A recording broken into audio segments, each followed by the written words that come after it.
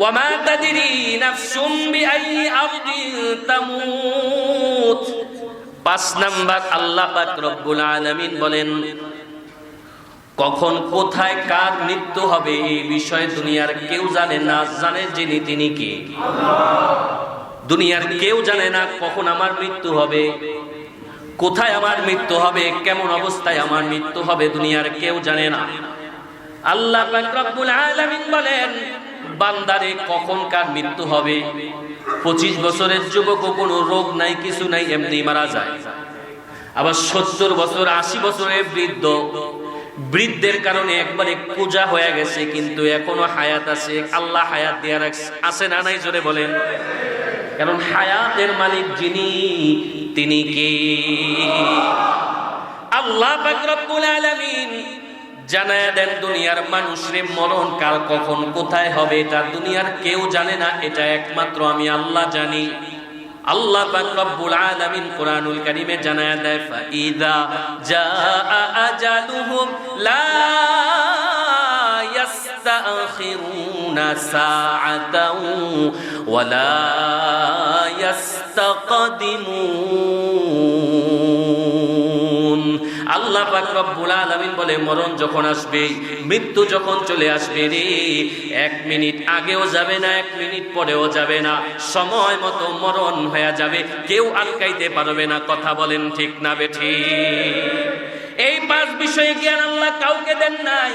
এজন্যই আল্লাহ পাক রব্বুল আলামিন বলে, ওয়ালা তামুতুন্না ইল্লা ওয়া আনতুম মুসলিমুন। এ দুনিয়ার ইমানদাররা রে, ইমানদার না হইয়া, মুসলমান না হইয়া মৃত্যুবরণ করিও না। ইন্নাল্লাহা ইনদাহু ইলমুস সাআহ وينزل الغيث ويعلم ما في الأرحام وما تدري نفس ماذا تكسب غدا وما تدري نفس بأي أرض تموت إن الله عليم خبير। আল্লাহ অনেক ইলম দুনিয়ার মানুষকে দিয়েছেন, তবে কিছু ইলম আল্লাহ নিজের কাছে রেখে দিয়েছেন। কিছু জ্ঞান আল্লাহ দুনিয়ার কাউকে দেন নাই, শুধুমাত্র আল্লাহর কাছে আছে। জামানার একজন বুজুর্গ, বড় একজন ইমাম, ইমাম মালিক রাহমাতুল্লাহি আলাইহি, নাম শুনছেন আপনারা আগে? জামানার বড় একজন বুজুর্গ, বড় একজন হাদিস বিশারদ, বড় এক আলেম, ইমাম মালিক রাহমাতুল্লাহি আলাইহির প্রসিদ্ধ ঘটনা।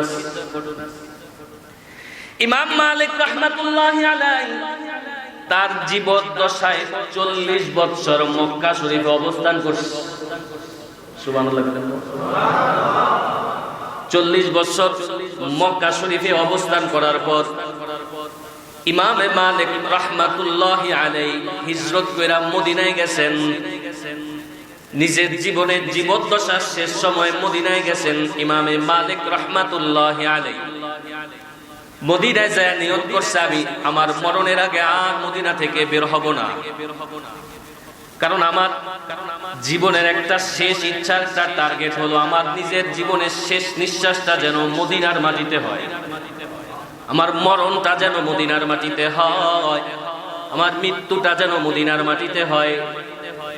এটা আমার শেষ ইচ্ছা। আমি যদি মদিনার মাটি থেকে কোথাও বের হই, আর যদি আমার জান চলে যায়, তো রাসূলের এটাও একটা সুন্নত, যেখানে মরণ হবে তো তাড়াতাড়ি দাফন করে দাও সেখানে। তাহলে আমার দাফন কাফনটা আর মদিনার মাটিতে হলো না, এজন্য নিয়ত করছে মদিনা থেকে আমি আর বের হব না। এজন্য আমাদের অনেক বুজুর্গদেরকে আমি দোয়া করতে শুনেছি, আল্লাহুম্মা রযুকনা শাহাদাতান ফি সাবিলিক ওয়াজআল মাউতানা ফি বালাদি রাসূলিক ওয়াজআল মাউতানা ফি বালাদি রাসূলিক। আল্লাহ মরণ তো দিবা, কত মানুষকে কত রকম মরণ দাও, আমাদের মরণটা নবীজি সহ মদিনায় তুমি মরণ দিও। সুবহানাল্লাহ।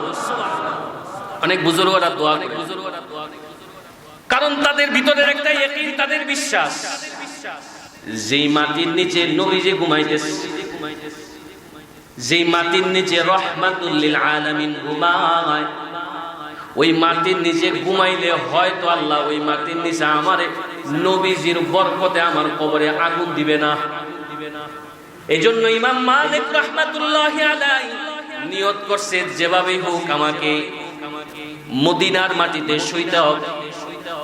হজের সময় হয়ে গেছে, হজের মৌসুম এসে গেছে, এবার মদিনার মানুষরা ইহরাম করতেছে, মক্কায় যাবে, হজ করতে যাবে। তো যে ব্যক্তি 40 বছর মক্কায় থাকছে, তার মক্কার প্রতি মায়া মহাব্বত ভালোবাসা কম না বেশি বলেন? তো এবার মক্কায় তারও যেতে মনে চায়, জীবনে আরেকবার হজ করি। সবাই ইহরামের কাপড় পরে, আমিও ইহরামের কাপড় জড়ায় একটু মক্কায় যেতে চাই। ইমামে মালিক রাহমাতুল্লাহি আলাইহি মনটা আনচান করতেছে মক্কায় যাওয়ার জন্য। আবার চিন্তা, যদি মক্কায় যায় আর যদি মরণ হয়ে যায় তো মদিনায় তো শোয়া হলো না, মদিনায় ঘুমাইতেও পারবো না। আহা, যদি নিজের হায়াত সম্পর্কে জানতাম, কতদিন আমার হায়াত আছে, তাহলে আমি ধারণা রাখতে পারতাম। যদি জানতাম সময় আছে, তাইলে আমি মক্কায় যাইয়া হজটা করে আসতাম। ইমাম মালিক রাহমাতুল্লাহ এটা ভালো করেই জানেন যে মরণ কার কোথায় হবে, কখন হবে, এটা দুনিয়ার কেউ জানেন না। দুনিয়াতে বাঁচার জন্য না, হজ করার জন্য মনের তামান্নার কি, যে যদি জানতাম তাহলে হজটা করতে পারতাম। ইমাম মালিক রাহমাতুল্লাহি আলাইহি পেরেশান হয়ে গেছে। রাতের বেলায় ঘুমাইবার আগে ইস্তেখারা করতে গেছে। এই বিষয়ে একটা সিদ্ধান্ত চাই, রবের পক্ষ থেকে কি সিদ্ধান্ত আসে, হজ করার অনুমতি আছে না হায়াত শেষ হয়ে যাবে, যাব কি যাব না।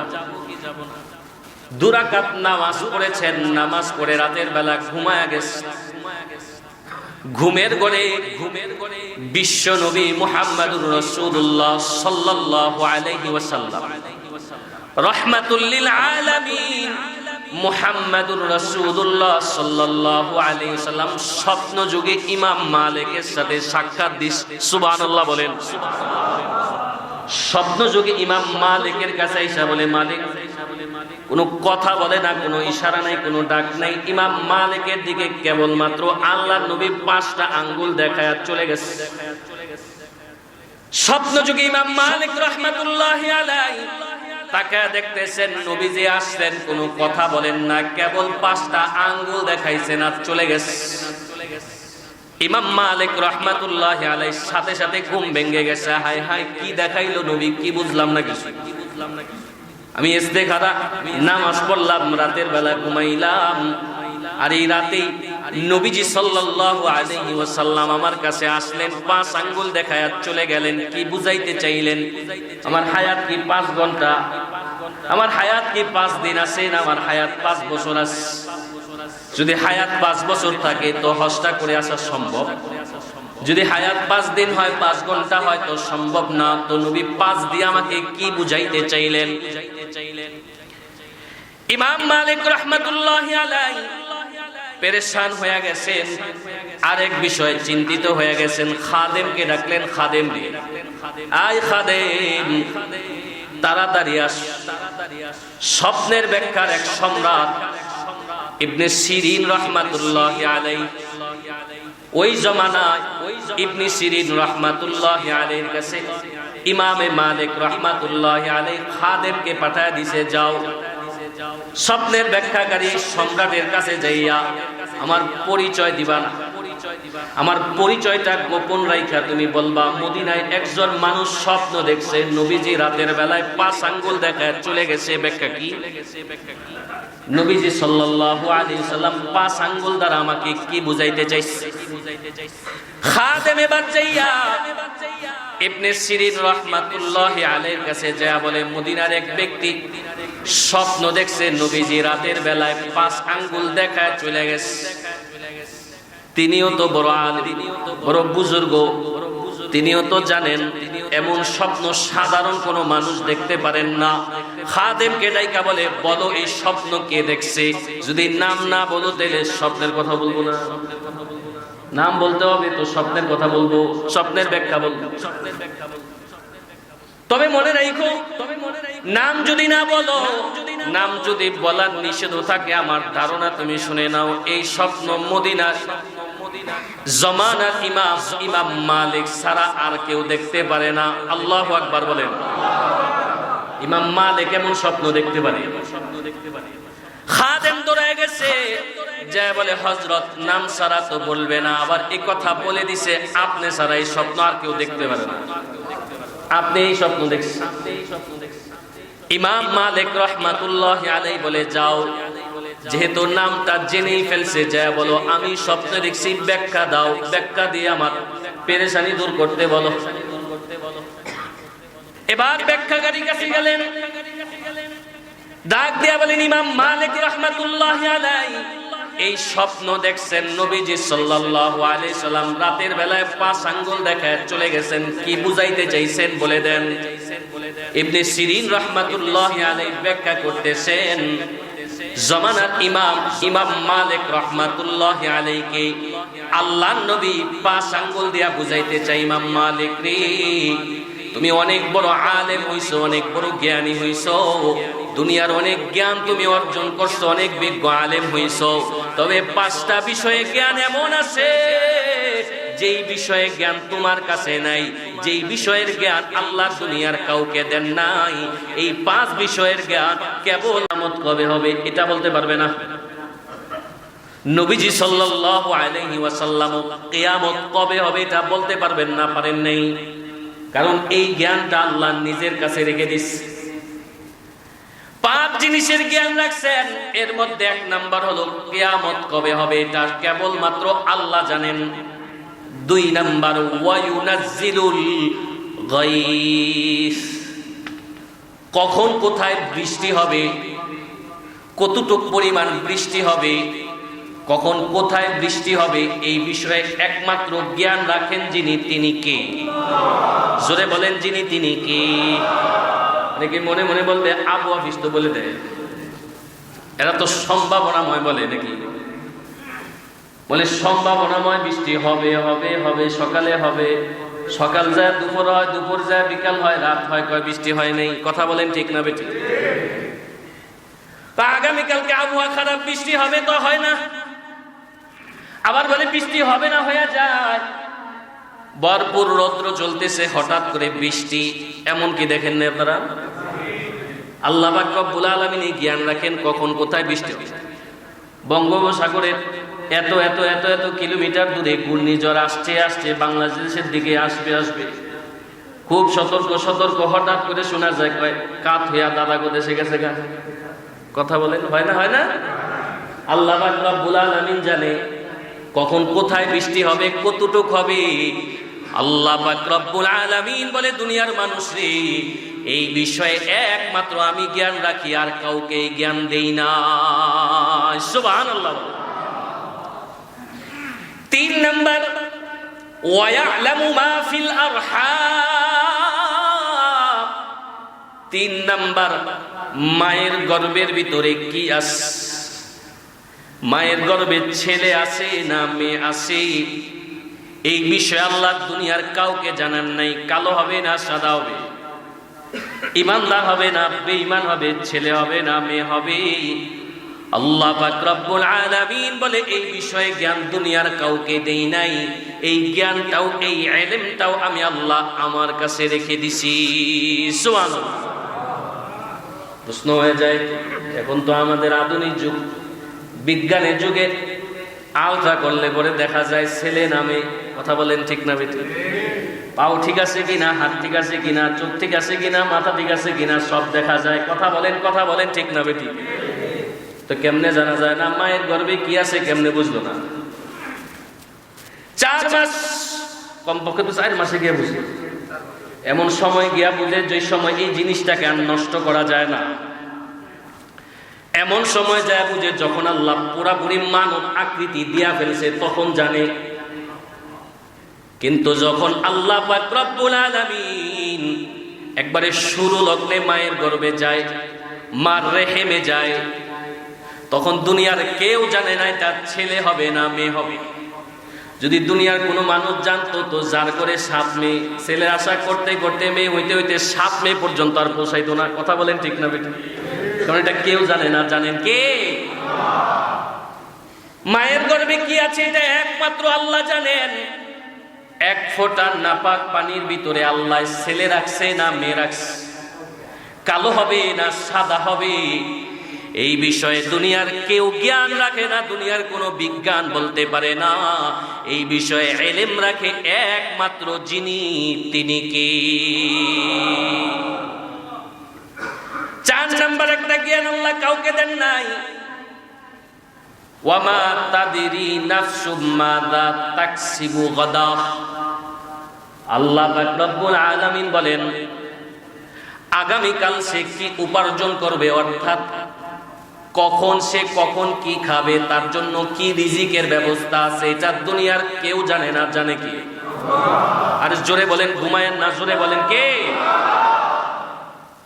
আমি আগামীকাল কি খাবো, আজকে দুপুরে কি খাবো, এই বিষয়ে আমি জানি না, তবে জানেন যিনি, তিনি কি? আপনি বলবেন আমি বাসায় দেখে আসলে আমার আহলিয়া অমুকটা রানতেছি, জুমার নামাজ পড়ে যাই খাবো, অমুক দাওয়াতে যাবো। আপনি কি বললেন?